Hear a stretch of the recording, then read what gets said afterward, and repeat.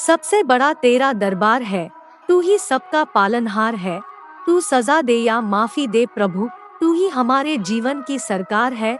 जैसे तेल समाप्त हो जाने पर दीपक बुझ जाता है, उसी प्रकार कर्म के सीन हो जाने पर भाग्य भी नष्ट हो जाता है। समय कभी एक जैसा नहीं होता, उन्हें भी रोना पड़ता है। जो बेवजह दूसरों को रुलाते हैं, मन से ज्यादा उपजाऊ जगह कोई नहीं है, क्योंकि वहाँ जो भी कुछ बोला जाएगा बढ़ता जरूर है, चाहे फिर वह विचार हो, नफरत हो या फिर प्रेम हो। जिन्होंने आपको कष्ट दिया है, कष्ट तो उन्हें भी मिलेगा। और यदि आप भाग्यशाली हुए तो ईश्वर आपको यह देखने का अवसर भी देगा, आप अकेले आए हैं और अकेले ही जाना है। इसलिए खुद पर भरोसा करो, चाहे बुरा ही क्यों न लग जाए, पर ऐसा सत्य जरूर बोलिए, लेकिन ऐसा झूठ मत बोलिए जो सत्य लगे। चमत्कार उन्हीं के साथ होते हैं जिनके मन में विश्वास होता है।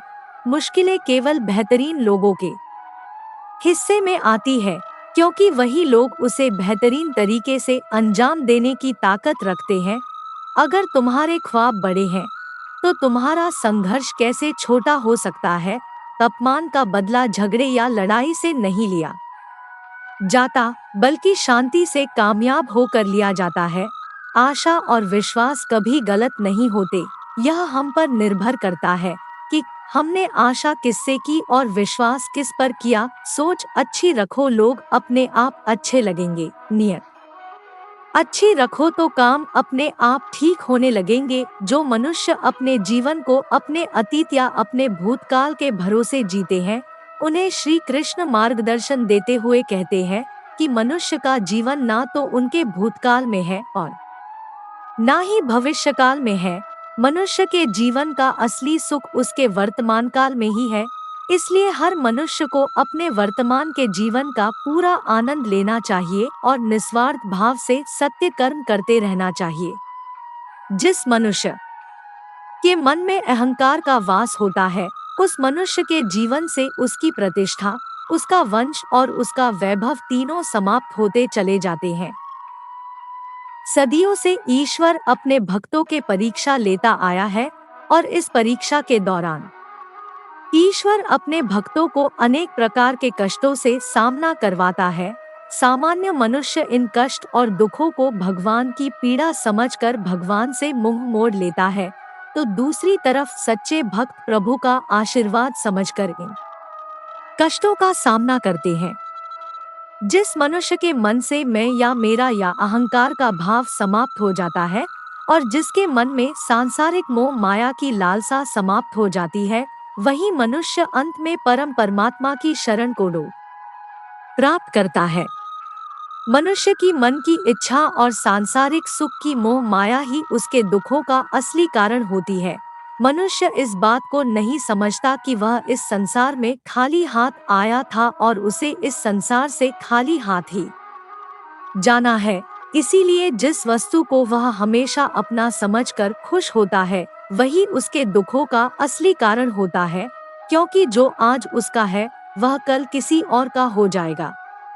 मनुष्य का क्रोध ही इस संसार में उसका सबसे बड़ा शत्रु होता है, क्योंकि जब भी मनुष्य क्रोध की अवस्था में होता है, तब उसके मन में भ्रम का जन्म होता है और हमारा भ्रम हमारी बुद्धि का नाश कर देता है और हमारे बुद्धि का नाश होते ही हमारा भी नाश होना निश्चित होता है।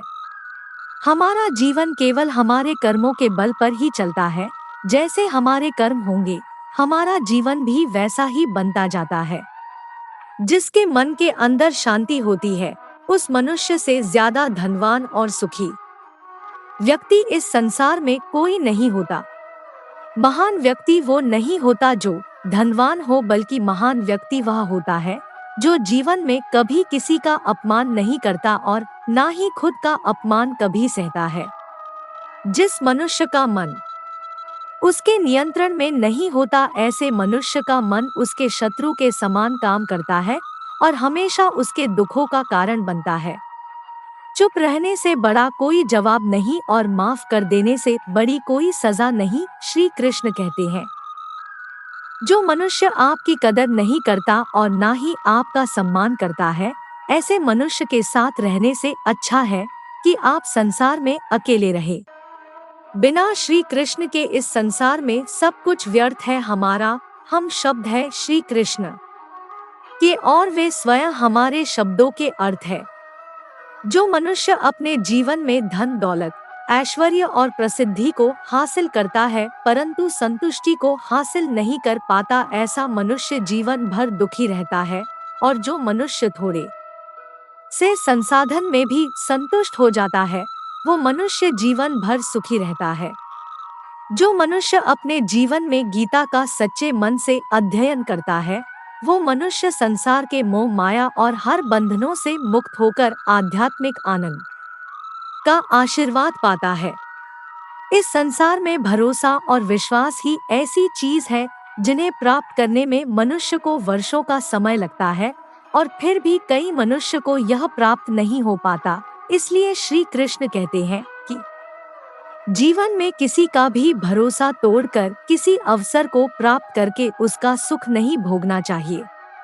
हमारे साथ जो भी हुआ अच्छा हुआ, हमारे साथ जो हो रहा है वह अच्छा हो रहा है और हमारे साथ जो भी होगा वह अच्छा ही होगा, यही सोचकर हमें अपना जीवन व्यतीत करना चाहिए। अगर हम अपने भूतकाल और भविष्यकाल की चिंता में अपने जीवन व्यतीत करेंगे तो हम अपना वर्तमान भी नष्ट कर देंगे। अगर कोई मनुष्य हमारे साथ बुरा कर रहा है तो उसे करने दो, यह उसका कर्म है और समय उसके कर्म का फल उसे जरूर मिलेगा। लेकिन हमें कभी भी किसी के साथ बुरा नहीं करना चाहिए, क्योंकि यही हमारा धर्म है। जो इंसान दूसरे इंसान के तकलीफ मजबूरियां और दुखों को समझता है और जो इंसान मन का सच्चा होता है, उस इंसान को दोबारा जन्म नहीं लेना पड़ता और वो मोक्ष को प्राप्त होता है।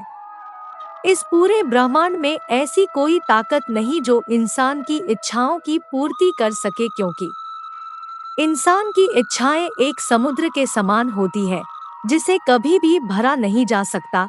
हे श्री कृष्ण, हमें वह दिन कभी मत दिखाना जिस दिन हमें खुद पर घमंड हो जाए।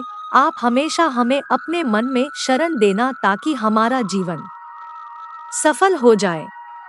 इंसान का मुश्किल वक्त उसके लिए एक दर्पण की तरह होता है जो हमारी क्षमताओं का दर्शन हमें करवाता है। ईश्वर ने हमारे भाग्य में जो लिखा है उसे हमसे कोई नहीं छीन सकता, लेकिन अगर हमें अपने ईश्वर पर सच्चा भरोसा है तो हमें वो भी मिल सकता है जो हमारे भाग्य में नहीं लिखा होता। मनुष्य को अपने जीवन में किए गए कर्मों के परिणाम से होने वाले फलों की प्राप्ति की चिंता को लेकर ग्रसित नहीं होना चाहिए। उसे तो बस सच्चे मन से सत्य कर्म करते रहना चाहिए। समय रहने पर ईश्वर उसे उसके कर्मों का फल जरूर देंगे। मौन सबसे अच्छा उत्तर है किसी ऐसे व्यक्ति के लिए जो आपके शब्दों को महत्व नहीं देता। जीवन में कभी निराश नहीं होना चाहिए, क्योंकि कमजोर आपका वक्त होता है, आप नहीं। हार और जीत हमारी सोच पर निर्भर करती है। मान लिया तो हार और अगर ठान लिया तो जीत। पेड़ की शाखा पर बैठा पंछी कभी भी इसलिए नहीं डरता कि पेड़ डाल हिल रही है, क्योंकि पंछी डाली में नहीं अपने पंखों पर भरोसा करता है। अपने आप पर भरोसा करे। जब आप आत्मविश्वास से भरे होते हैं तो आपका मन शांत होता है, तो आप कुछ भी कर सकते हैं। समय आने पर सबको मिलता है, समय से पहले की चाह ही दुख का कारण बनती है। दगा किसी का सगा नहीं होता। जहाँ मतलब खत्म होता है वहाँ दगा की शुरुआत होती है। चाहे कितना भी बुरा क्यों ना हो, तुम्हारे साथ पर यकीन रखना, इसमें भी ईश्वर ने कुछ अच्छा ही सोचा होगा तुम्हारे लिए।